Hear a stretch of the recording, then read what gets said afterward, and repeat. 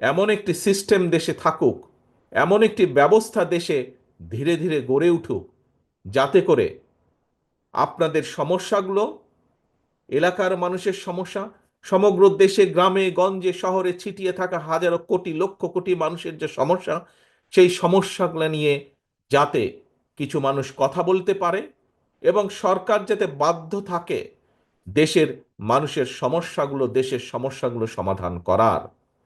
মানুষ মানুষের কথা বলবে, সেই কথাগুলো যাতে ঠিকভাবে বলতে পারে এবং সেই কথাগুলো যাতে যেখানে পৌঁছানো উচিত সেই পর্যন্ত পৌঁছাতে পারে।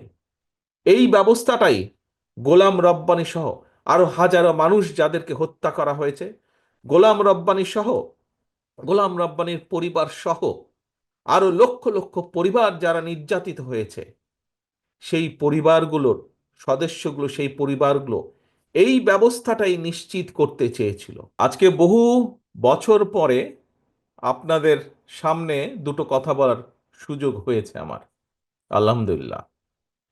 আজকে আমরা এখানে একত্রিত কেন হয়েছি এই বিষয়টি আপনারা সকলেই জানেন। আজকে আমরা এখানে সকলে একত্রিত হয়েছি আমাদের ভাই গোলাম রাব্বানী, তার সাথে কি হয়েছে, কিভাবে এই মানুষটিকে হত্যা করা হয়েছে, কিভাবে তার পরিবার নির্যাতিত হয়েছে, এই সকল কিছুই আপনারা জানেন, কারণ আপনারা এই এলাকারই মানুষ। প্রিয় ভাই বোনেরা, এই যে গোলাম রাব্বানীকে হত্যা করা হয়েছে, গোলাম রাব্বানী শুধু একজন নয়। গত 16 বছরে যেই স্বৈরাচার বাংলাদেশ থেকে পালিয়ে গিয়েছে গত অগস্ট মাসের 5 তারিখে, সেই স্বৈরাচার গত 16 বছরে সারা বাংলাদেশে এইরকম হাজারো গোলাম রাব্বানীকে হত্যা করেছে এবং লক্ষ লক্ষ পরিবারকে নির্যাতিত করেছে। শুধুমাত্র পালিয়ে যাবার কদিন আগেও, পালিয়ে যাবার 1 সপ্তাহ আগেও থেকেও সেই পলাতক স্বৈরাচার প্রায় 2000-এর মতন মানুষকে হত্যা করেছে। পালিয়ে যাবার কয়েকদিন আগেও ক্ষমতা ধরে রাখতে প্রায় 30,000-এর কাছাকাছি মানুষকে সে বিভিন্নভাবে জখম করেছে, বিভিন্নভাবে নির্যাতন করেছে। প্রিয় ভাই বোনেরা, এই যে গোলাম রাব্বানী, এই মানুষটি কে ছিল? মানুষটি একজন সাধারণ মানুষ ছিল, মানুষটি একজন রাজনৈতিক কর্মী ছিল। তার দোষ কি ছিল? তার দোষ ছিল সে দেশের মানুষের যেই অধিকার, কথা বলার অধিকার বলি আমরা, ভোটের অধিকার বলি আমরা, অর্থাৎ মানুষের যে অধিকার, ওই যে পালিয়ে গেছে যে 5 তারিখে স্বৈরাচার, সে সেই অধিকারকে দাবিয়ে রাখতে চেয়েছিল। গোলাম রাব্বানী সেটার বিরুদ্ধে প্রতিবাদ করেছিল, মানুষের পক্ষে কথা বলেছিল, মানুষের কথা বলার পক্ষে, মানুষের অধিকারের পক্ষে, মানুষের রাজনৈতিক অধিকারের পক্ষে কথা বলেছিল এবং সে কারণেই স্বৈরাচারের দোসর তাকে হত্যা করেছে, এরকম বহু হত্যা করেছে। প্রিয় ভাই বোনেরা, আজ আমরা হয়তো গোলাম রাব্বানী সহ আরো যারা আমাদের ভাইরা শহীদ হয়েছে তাদেরকে আমরা ফিরিয়ে আনতে পারবো না। যারা বিভিন্নভাবে ক্ষতিগ্রস্ত হয়েছেন, আমাদের যে সকল ভাইয়েরা বোনেরা ক্ষতিগ্রস্ত হয়েছেন, বিভিন্নভাবে পঙ্গুত্ব নির্যাতনের শিকার হয়েছেন, পঙ্গুত্ব বরণ করেছেন, তাদেরকে হয়তো চিকিৎসার মাধ্যমে আমরা কাউকে কাউকে সুস্থ করে সম্পূর্ণভাবে সুস্থ করতে পারবো, কাউকে কাউকে হয়তো কিছুটা হলেও আমরা সুস্থ করতে পারবো। যেই পরিবারগুলো বিভিন্নভাবে ক্ষতিগ্রস্ত হয়েছে, আপনারা সহ বাংলাদেশের মানুষ যাদের পক্ষে সম্ভব, সেই মানুষগুলো যদি এই পরিবারগুলোর পাশে আমরা যার যতটুকু সামর্থ্য আছে তা নিয়ে যদি আমরা পাশে দাঁড়াই, তাহলে সেই পরিবারগুলো আগামী যে কয়দিন বেঁচে থাকবে কিছুটা হলেও ভালো থাকবে। প্রিয় ভাই বোনেরা, আজ স্বৈরাচার পালিয়ে গিয়েছে, বাংলাদেশ, বাংলাদেশের মানুষ এখন স্বৈরাচার মুক্ত। এখন সামনে আমাদের আরেকটি বড় যুদ্ধ। কি সেই যুদ্ধ?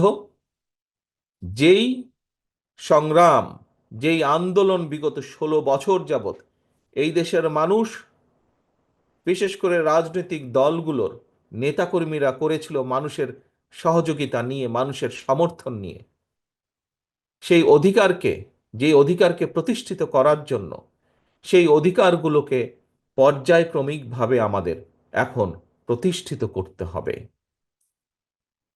এই গোলাম রাব্বানিরা যারা শহীদ হয়েছে, যারা নিজের জীবন দিয়েছে, তাদের লক্ষ্য কি ছিল?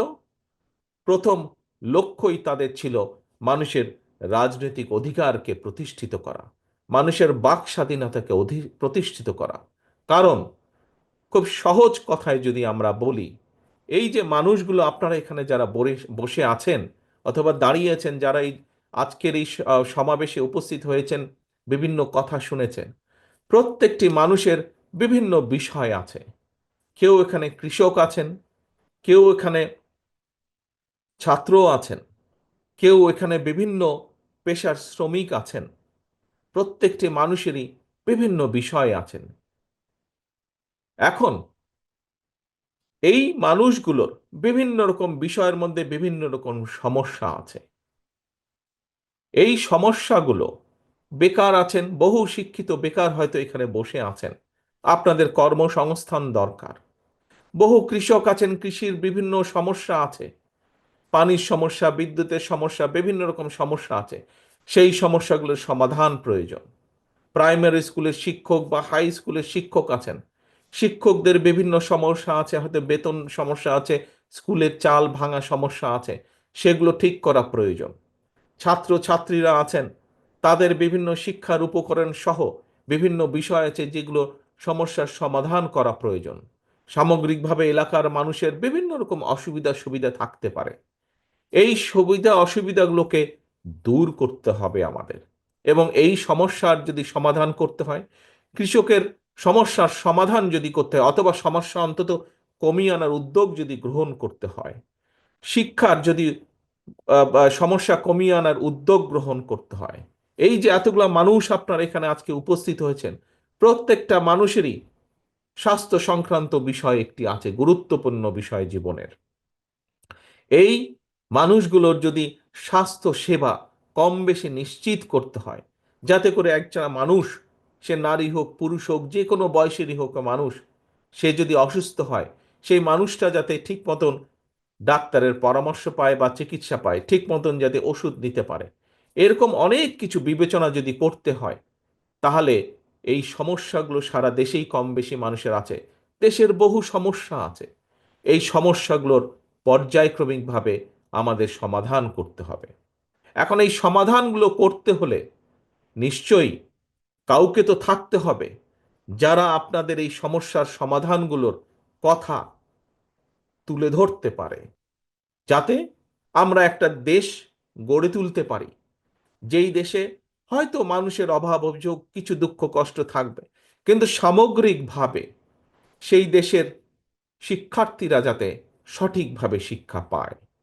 সামগ্রিকভাবে একটি দেশ গড়ে তোলা, যেই দেশের কৃষকরা, হয়তো সব সমস্যার সমাধান করা যাবে না, তারপরেও কৃষকরা যাতে সময় মতন বীজ সার পায়, একটি স্বাভাবিক মূল্যের মধ্যে যাতে বীজ সার পায়, যাতে কৃষকরা তাদের পণ্য দ্রব্য একটি স্বাভাবিক মূল্যে বিক্রয় করতে পারে, মানুষ যাতে তার স্বাস্থ্য সেবা স্বাভাবিকভাবে কম বেশি স্বাস্থ্য সেবা পেতে পারে, মানুষ রাস্তাঘাটে চলাচল করার সময় যাতে এটি স্বাভাবিক নিরাপত্তা থাকে সমগ্র দেশে, প্রতিটি গ্রামে অঞ্চলে জায়গায়।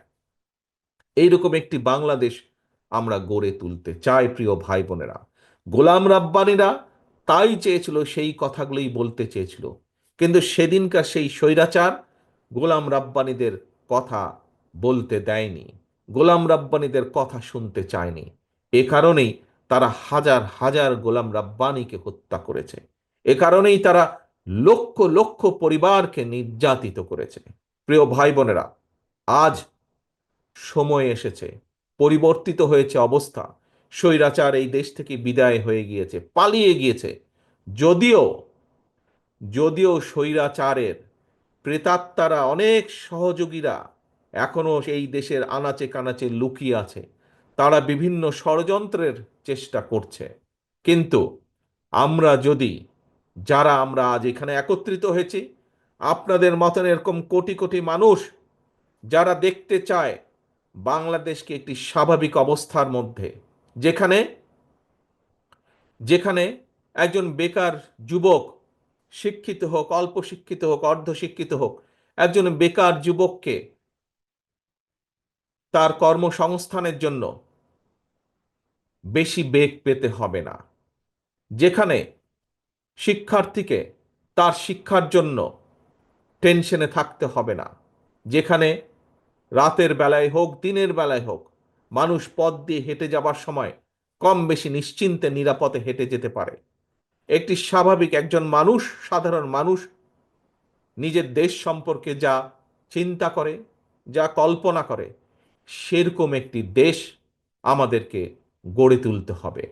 সেরকম একটি দেশ, আপনারা যদি সকলে একত্রিত থাকেন, আমরা যদি সকলে ঐক্যবদ্ধ থাকি, হ্যাঁ, দেশে বহু মানুষ আছে, বিভিন্ন জনের, বুদ্ধিজীবী সহ বিভিন্ন জ্ঞানী ব্যক্তিবর্গ আছেন, বিভিন্ন শ্রেণী পেশার মানুষ আছেন, বিভিন্ন জন মানুষের বিভিন্ন মতামত আছে।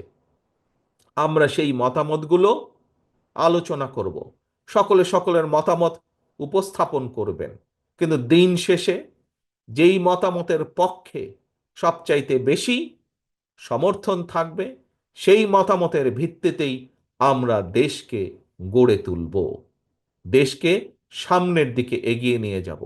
আমাদের বিভিন্ন দলের মধ্যে হোক, বিভিন্ন মানুষের মধ্যেই হোক, মত পার্থক্য থাকতে পারে, কিন্তু আমাদেরকে খেয়াল রাখতে হবে যাতে সেই মতপার্থক্য এমন কোনো পর্যায়ে না পৌঁছায় যেখানে দেশ ক্ষতিগ্রস্ত হবে, দেশের মানুষ ক্ষতিগ্রস্ত হবে, যেখানে দেশের সামনে এগিয়ে যাওয়া বাধাগ্রস্ত হবে, যেখানে দেশের মানুষের স্বাভাবিক যে চাওয়া, সেই চাওয়াগুলো বাধাগ্রস্ত হবে।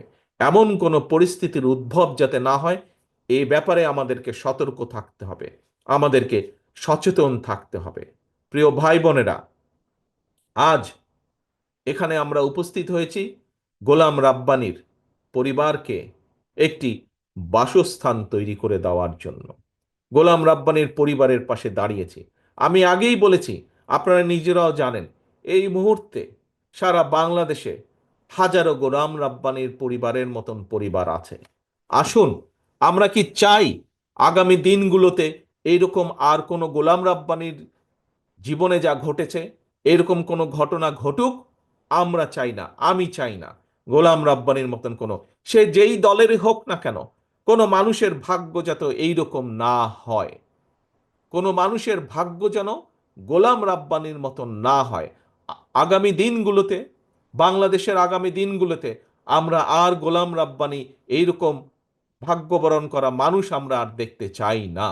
আমরা একটি স্বাভাবিক বাংলাদেশ চাই, আমরা একটি নিরাপদ বাংলাদেশ চাই, যেখানে মানুষ মানুষের পাশে দাঁড়াবে, মানুষ মানুষকে সহযোগিতা করবে, যেখানে মানুষের সমস্যার সমাধানের চেষ্টা করা হবে, যেখানে মানুষের, সাধারণ মানুষের অভাব অভিযোগ যেগুলো আছে সেগুলো সমাধানের উদ্যোগ গ্রহণ করবে সরকার। এইরকম একটি সরকার আমরা আগামী দিনের বাংলাদেশে গড়ে তুলতে চাই।